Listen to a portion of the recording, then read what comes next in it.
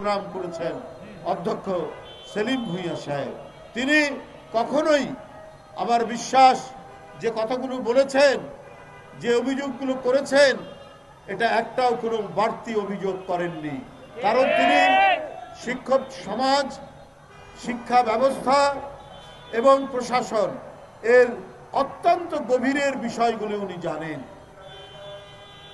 এই কারণেই তিনি কথা বলছেন। আজকে কই একটা মাফিয়াকে তো আমরা ধরতে দেখলাম না। ত্বকী হত্যাকাণ্ড নারায়ণগঞ্জে এই নিষ্পাপ কিশোরকে যারা হত্যা করেছে তাদের তো কেউ গ্রেপ্তার হলেন না। কিন্তু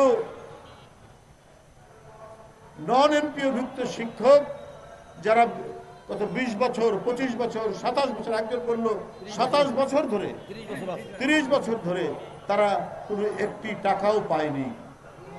এরা বাংলাদেশের লোক নন।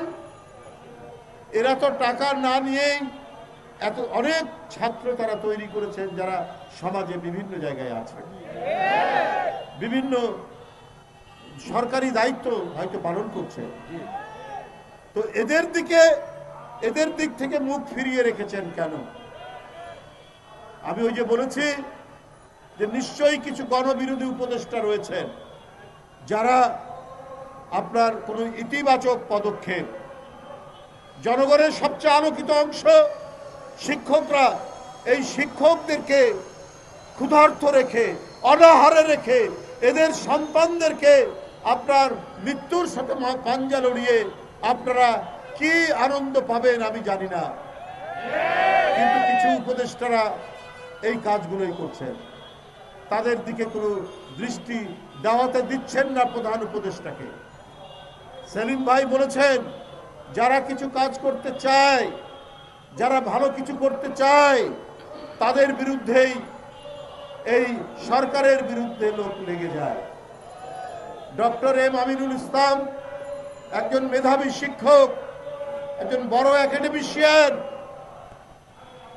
আমরা অনেকেই তাকে চিনি। আমরা অনেকেই চিনি বলেই কি তাকে অপমানিত করা হচ্ছে? যিনি ম্যাট্রিক ইন্টারমিডিয়েটে স্ট্যান্ড করেছিলেন, প্লেস করেছেন, ফিজিক্সের মতো একটি সাবজেক্টে দেশ বিদেশ থেকে তিনি ডিগ্রি অর্জন করেছেন এবং সুনামের সাথে কাজ করেছেন। ডক্টর সাহেবের সরকারি তাকে সহকারী উপদেষ্টা বানিয়েছেন। কাল সকালবেলা তার নাম উপদেষ্টা ঘোষণা করে বিকেলে তার নাম বাদ দেওয়া ডক্টর এম আমিনুল ইসলামকে এইভাবে আপনার অপমানিত করা, এইটা এই সরকারকে কে দায়িত্ব দিয়েছে?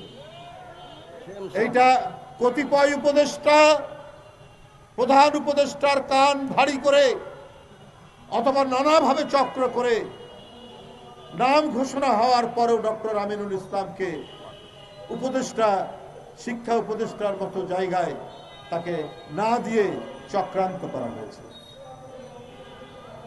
আমরা অনেকেই তার ছাত্র। আমরা স্যারকে অত্যন্ত শ্রদ্ধার চোখে দেখি।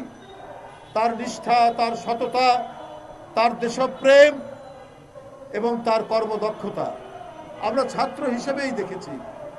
এইরকম একজন গুণী যোগ্য মানুষ, অথচ তার প্রতি যে অপমান করলো এই অন্তর্বর্তীকালীন সরকার, এটা অত্যন্ত দুর্ভাগ্যজনক। আজকে ভালো কাজ হচ্ছে না বলেই আজকে নন এমপিওভুক্ত শিক্ষকদের দাবির প্রতি কোনো কর্ণপাত করা হয়নি, কোনোভাবেই কর্ণপাত করা হচ্ছে না। এই যে রোজা, এই রোজা জনগণ তো এই রমজান মাসে জিনিসপত্রের দাম সস্তা চায়, অন্য কিছু চায় না। কেউ আপনার মানে বাড়ি 3 তলা করে দিতে হবে, সোনা দানায় ভরিয়ে দিতে হবে, সেটা চায় না। শুধু কোনো রকম পেট ভরে 3 বেলা খেতে চায়, না হলেও কমপক্ষে 2 বেলা খেতে চায়, যাতে তরি তরকারিটা একটু কেনার মতো জায়গা। কই সেই সব জায়গায় আমরা কোনো ইন্টারফেয়ার আমরা দেখিনি, সরকার ইন্টারভেনশন দেখিনি, আমরা হস্তক্ষেপ দেখিনি। কেন আজকে কারণ বাজার, কেন আজকে বেগম বাজার, কেন আজকে বাদামতলি, বিভিন্ন জায়গায় হু হু করে আপনার জিনিসপত্রের দাম বাড়ছে, যেগুলো রোজার মাসে অত্যন্ত প্রয়োজনীয়। পেঁয়াজ, রসুন, বুট, ডাল, কাঁচামরিচ প্রত্যেকটির দাম প্রতিদিনই 1 টাকা, 2 টাকা, 3 টাকা, 5 টাকা লাভ দিয়ে দিয়ে বৃদ্ধি পাচ্ছে। কারণ জনহিতকর কাজের প্রতি এই সরকারের অনেকেই গুরুত্ব দিচ্ছেন না। আমি সবার কথা বলবো না। আমরা প্রধান উপদেষ্টাকে সম্মান করি, তিনিও দেশের একজন গুণী ব্যক্তি, তিনি দেশের জন্য সম্মান বয়ে নিয়ে এসছেন আন্তর্জাতিকভাবে। তিনি তো তার সিদ্ধান্তের উপর, তিনি যে সিদ্ধান্ত নেবেন সেই সিদ্ধান্তের উপর তাকে থাকতে হবে। তাকে দেখতে হবে যে ডানে আশেপাশে শেখ হাসিনার দোসর, শেখ হাসিনার ক্যাসিনো রাজনীতিকে যারা টিকিয়ে রেখেছিল, তারা যদি আপনার প্রশাসনে থাকে তাহলে তো আপনার শিক্ষকদের উন্নতি হবে না। প্রাইমারি স্কুল, হাই স্কুল, যারা আজকে সরকারের বেনিফিট বঞ্চিত, তাদেরকে তো এইভাবেই রাখবে। আমলাতন্ত্র তো তাই, জনগণের সাথে রাজনৈতিক কর্তৃপক্ষ অথবা সরকারের দূরত্ব তৈরি করা, এইটাই যুগ যুগ ধরে আমলারা করে এসছে।